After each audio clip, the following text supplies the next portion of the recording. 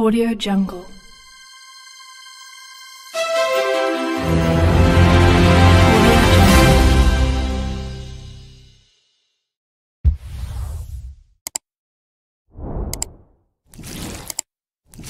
Yo, balik lagi di channel Manhua Storyline TV.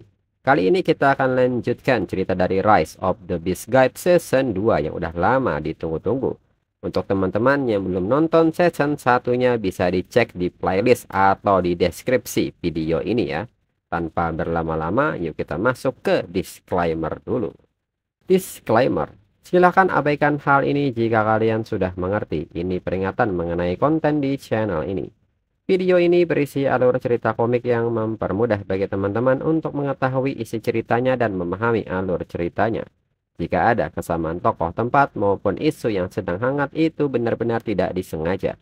Dan peringatan bagi teman-teman untuk tidak mencontoh atau meniru perkataan maupun perbuatan yang tidak baik yang ada di video ini.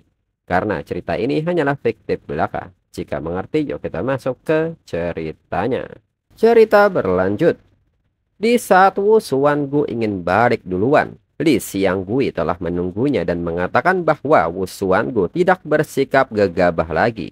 Bukti bahwa Wu Suangu menjadi lebih dewasa dari sebelumnya.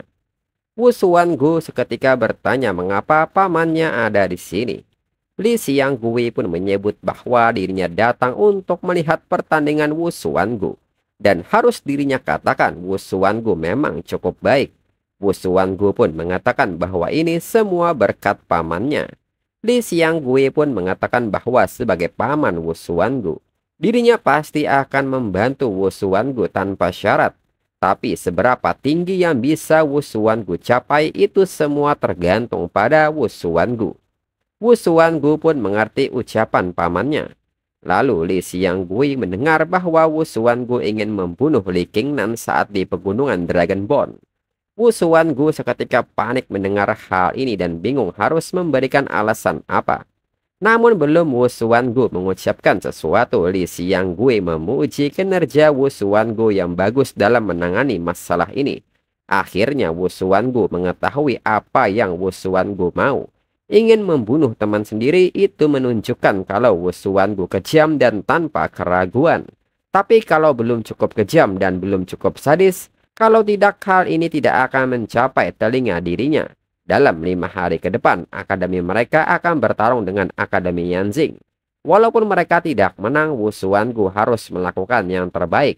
Wu Suangu pun mengucapkan terima kasih atas nasihat pamannya, dan dirinya akan mengingatnya. Wu Suangu meminta pamannya untuk tidak khawatir. Dirinya tidak akan mengecewakannya.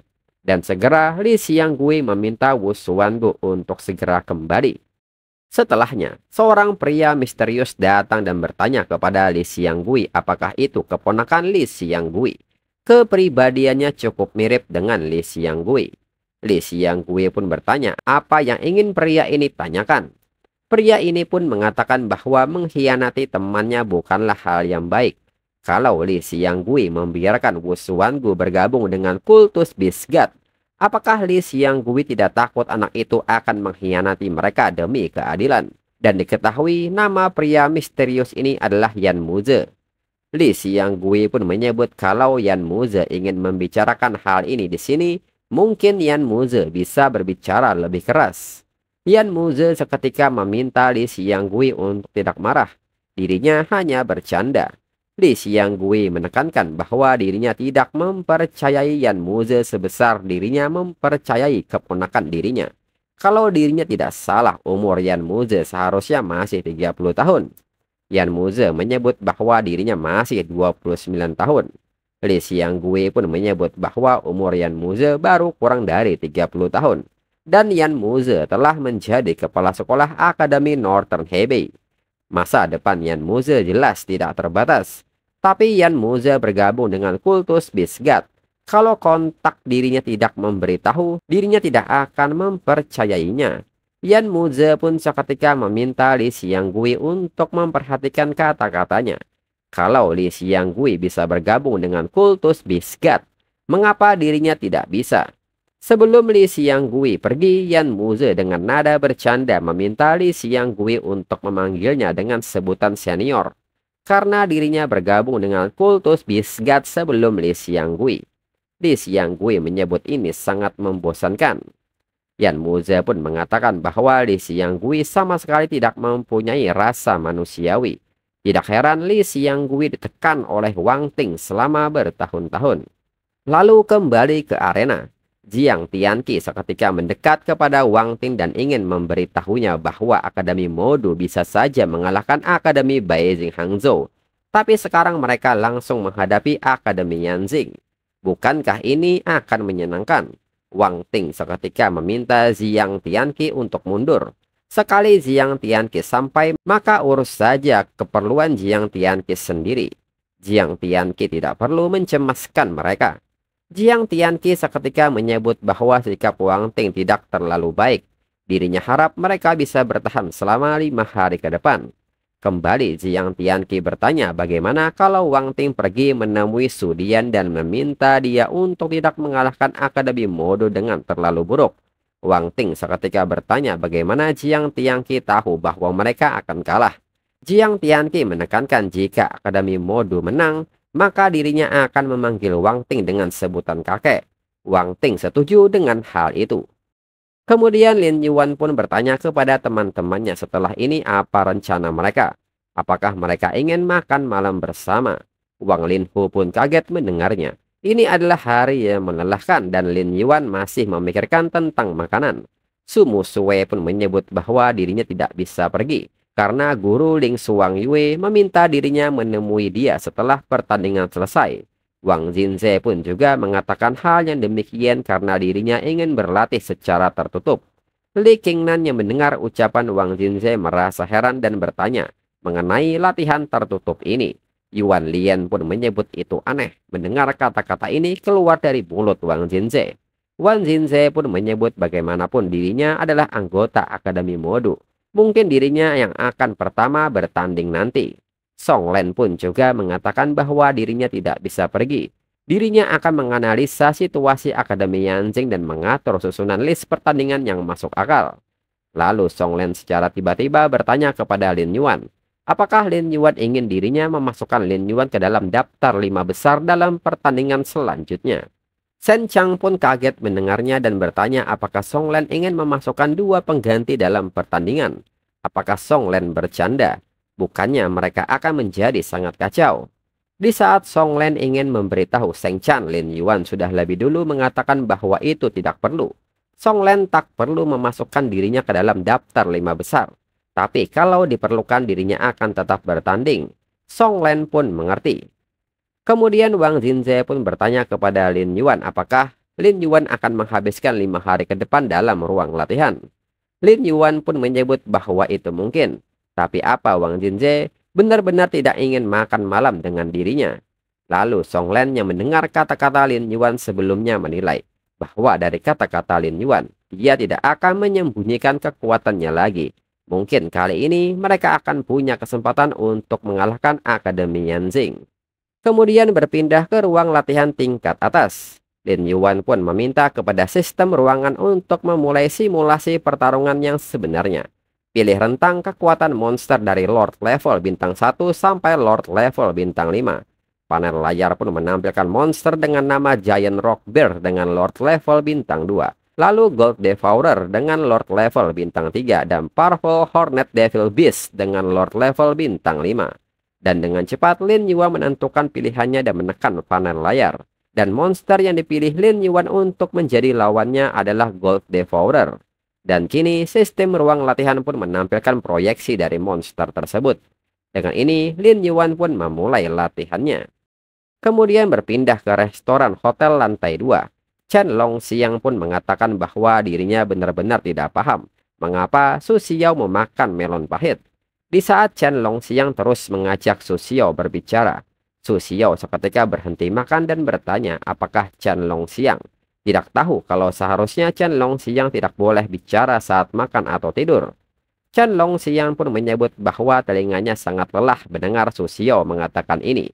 Su Xiao menggunakan alasan ini untuk mengabaikan orang lain. Su Xiao tidak punya kesombongan seorang jenius, tapi karena rasa takut untuk disalahpahami, tidak ada yang ingin mendekati Su Xiao. Su Xiao pun menyebut itu tidak masalah. Dirinya merasa lebih santai saat tidak ada orang yang berinteraksi dengan dirinya. Selain itu, Chen Longxiang sepadan dengan 10 orang, dan dirinya tidak ingin diganggu oleh orang lain lagi. Su Xiao pun seketika bertanya apakah ada sesuatu yang penting sampai-sampai Chen Longxiang mendatangi dirinya. Chen Longxiang pun mengatakan bahwa tidak ada yang penting. Dirinya hanya ingin mendiskusikan sesuatu dengan Su Xiao. Setelah Chen Longxiang mengutarakan pikirannya, Su Xiao pun kaget mendengar Chen Longxiang ingin sparring dengan dirinya. Su Xiao pun bertanya apakah dirinya tidak salah dengar. Sebelumnya dirinya sudah pernah meminta Chen Longxiang untuk sparring dengannya. Tapi Chen Longxiang terus-terusan mengundurkan waktunya. Chen Longxiang pun seketika bertanya apakah dirinya tidak boleh sparring dengan Su Xiao. Su Xiao pun bertanya apakah Chen Longxiang naik tingkat. Chen Longxiang tidak membenarkan hal itu, tapi setelah pertarungan bertahan hidup berakhir, dirinya tinggal di pengasingan selama beberapa hari dan akhirnya memahami Dao miliknya sendiri. Su Xiao pun mengerti jika demikian dirinya akan menjadi teman sparring Chen Longxiang hari ini, berlatih beberapa game dengan Chen Longxiang, dan membantu Chen Longxiang untuk memperdalam pemahaman Dao Chen Longxiang sebanyak mungkin. Chen Longxiang pun senang mendengarnya dan meminta Su Xiao untuk tidak memberinya ampun. Lalu berpindah ke arena. Chen Longxiang pun nampak kesakitan dan meminta Su Xiao untuk lebih lembut, dan meminta Su Xiao menghentikan ini dirinya hampir mati. Chen Longxiang pun bertanya apakah Su Xiao benar-benar ingin membunuh dirinya. Su Xiao pun menyebut bahwa Chen Longxiang bilang untuk tidak memberi Chen Longxiang ampun. Chen Longxiang pun menyebut bahwa itu hanya basa-basi. Selain itu, mereka punya pertandingan besar melawan Akademi Modu beberapa hari lagi. Dirinya tidak ingin terluka di sini. Su Xiao pun bertanya sekarang Chen Longxiang maunya apa. Chen Longxiang menyebut bahwa bagaimanapun Akademi Modu juga salah satu akademi paling bergengsi. Akademi Modu memiliki kekuatan terkuat selain mereka. Jadi mereka harus memperhatikan Akademi Modu. Dalam National Freshman Friendship Competition ini, kepala sekolah hanya memiliki satu harapan untuk mereka, dan itu adalah memenangkan turnamen ini. Lalu Chen Longxiang pun bertanya apakah mereka harus merancang taktik untuk melawan Akademi Modu. Namun Su Xiao sendiri dengan percaya diri mengatakan bahwa mereka akan memenangkan turnamen ini. Chen Longxiang pun mengatakan kepada Su Xiao apakah Su Xiao melihat pertandingan antara Chu Tianyi dan Han Yantong. Namun Su Xiao menyebut bahwa dia tidak sekuat dirinya. Melihat Su Xiao berkata seperti itu, Chen Longxiang merasa lega. Selama Su Xiao memiliki kepercayaan diri seperti ini, mereka akan menang. Chen Longxiang juga menyebut bahwa sejujurnya, National Freshman Friendship Competition ini terlalu membosankan. Mendengar hal ini, Su Xiao pun menyarankan agar Chen Longxiang untuk terus melawan dirinya. Chen Longxiang pun seketika menolak hal ini. Lalu 5 hari kemudian di aula latihan Akademi Yanjing, secara kebetulan Song Len dan Lin Yuan bertemu di aula latihan. Lin Yuan pun bertanya mengapa Song Len ada di sini. Song Len pun menyebut bahwa dirinya ingin memeriksa pemulihan luka Chu Tianyi. Lin Yuan pun mengatakan bahwa bukankah ronde kedua akan segera dimulai. Song Len pun menyebut bahwa dirinya baru saja menerima pemberitahuannya pagi ini. Pagi ini adalah pertarungan antara yang kalah dalam grup. Mereka bertanding di sore hari. Mendengar hal ini, Lin Yuan pun akan ikut untuk melihat keadaan Chu Tianyi bersama Song Len. Lalu berpindah di ruang perawatan Akademi Yanjing. Song Len pun seketika menyapa semua orang yang ada di sana. Wang Ting pun seketika bertanya apakah Song Len sudah selesai mengatur daftarnya. Song Len pun membenarkan hal itu. Orang pertama yang bertarung di pihak Akademi Modu adalah Wang Jinze, kedua Li Qingnan, ketiga Wu Xuangu, keempat Wang Linhu, dan kelima Su Musue. Untuk Chu Tianyi itu tergantung pada seberapa baik pemulihannya. Lalu dirinya akan membuat pengaturan lebih lanjut. Wang Jingje pun menyebut bahwa jika musuh tidak memasukkan Su Xiao dan Chen Longxiang dalam 5 besar, maka mereka masih memiliki kesempatan. Namun di saat itu Chu Tianyi memaksa bangun dan menyebut bahwa dirinya bisa melawan Akademi Yanjing sore ini. Wang Ting pun meminta Chu Tianyi untuk tidak memaksakan diri. Namun Chu Tianyi menyebut bahwa alasan situasinya menjadi seperti ini adalah karena dengan keras kepala dirinya ingin membuktikan kalau dirinya tidak lebih rendah dari Han Yantong. Wan Ting pun bertanya apa masalahnya menang atau kalah. Bagaimanapun ini hanya pertandingan persahabatan. Ini bukan medan perang. Mereka tidak perlu menanggung tanggung jawab dan harga diri sebesar ini. Di matanya mereka sudah bertarung dengan baik. Wan Ting pun meminta mereka untuk ingat kompetisi ini bukan akhir dari hidup mereka. Apalagi pertarungan ini belum dimulai. Siapa yang berani mengatakan kalau Akademi Modo pasti akan kalah? Melihat kepala sekolah, Lin Yuan menilai bahwa pandangan itu jelas ditunjukkan untuk dirinya. Wang Ting mengatakan menang atau kalah tidak penting, tapi Wang Ting masih meletakkan harapan pada dirinya. Sedangkan Li Xianggui hanya memandang Lin Yuan dengan rasa penasaran. Lalu Wang Ting pun meminta mereka untuk tidak di sini saja dan meminta mereka semua untuk menonton pertandingannya dan biarkan Chu Tianyi beristirahat. Kemudian Lin Yuan pun bertanya akademi mana yang bertanding hari ini. Wang Jinjie pun menyebut bahwa yang bertanding hari ini adalah Akademi Tianfu dan Akademi Northern Hebei. Tapi dalam hal kekuatan Akademi Northern Hebei benar-benar mendominasi Tianfu. Dan kemudian pertandingan antara Akademi Haiyu dan Akademi Yuelan. Song Len pun mendengar bahwa Akademi Yuelan adalah peringkat terakhir sekarang. Wang Jinjie membenarkan hal itu, tapi mereka harus pergi menonton pertandingan Akademi Yuelan. Lin Yuan pun seketika bertanya apa hebatnya menonton peringkat terakhir. Wang Jingjie pun mengatakan karena Akademi Yuelan adalah sekolah perempuan. Kemudian di tempat lain, seseorang berteriak memanggil nama Yu Xiaoyin untuk membuka pintunya. Yu Xiaoyin pun bertanya kepada ibunya ada apa, dirinya baru bangun. Ibunya pun mengatakan bahwa hari ini pertandingan antara Akademi Yuelan dan Akademi Haiyu. Mengapa Yu Xiaoyin tidak pergi? Yu Xiaoyin pun mengatakan bahwa dirinya sudah menyerah. Ibunya pun marah dan bertanya apakah Yu Xiaoyin masih punya rasa tanggung jawab. Sebagai bagian dari sekolah, apakah Yu Xiaoyin ingin melihat sekolahnya tersingkir? Yu Xiaoyin pun seketika bercanda dan menyebut bahwa dirinya akan menutup mata. Ibunya pun seketika kesal. Yu Xiaoyin pun mengatakan kalau tidak ada hal lain lagi, dirinya akan lanjut tidur.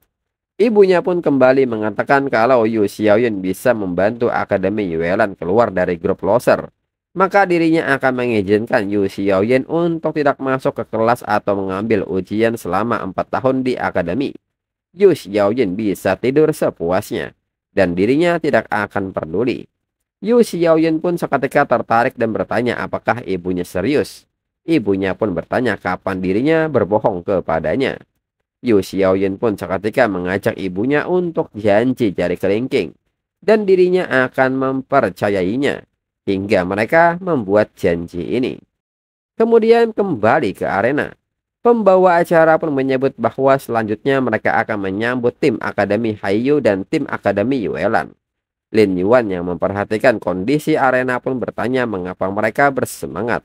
Wang Jinjie pun mengatakan bahwa Lin Yuan akan tahu saat melihatnya nanti. Dan seketika anggota Akademi Yuelan pun keluar. Dan ini membuat para pria mulai bergetar. Dan seketika mereka menyorakkan nama anggota dari Akademi Yuelan. Wang Linhu pun seketika malas melihat ini serta meminta mereka untuk melihat postur mereka. Orang-orang yang tidak tahu pasti akan mengira mereka artis yang sedang melakukan konser di sini. Lalu Wang Jinjie pun menyebut ini aneh. Hanya ada 11 orang di dalam tim Akademi Yuelan. Sepertinya ada 1 orang lagi yang hilang. Lin Yuan pun bertanya siapakah dia. Wang Jinjie pun menyebut bahwa yang tidak ada adalah Putri Yu Yuelan, kepala sekolah Akademi Yuelan. Seorang Bisol Master level Best King, Monster Genius Yu Xiaoyin, dan Kapter berakhir.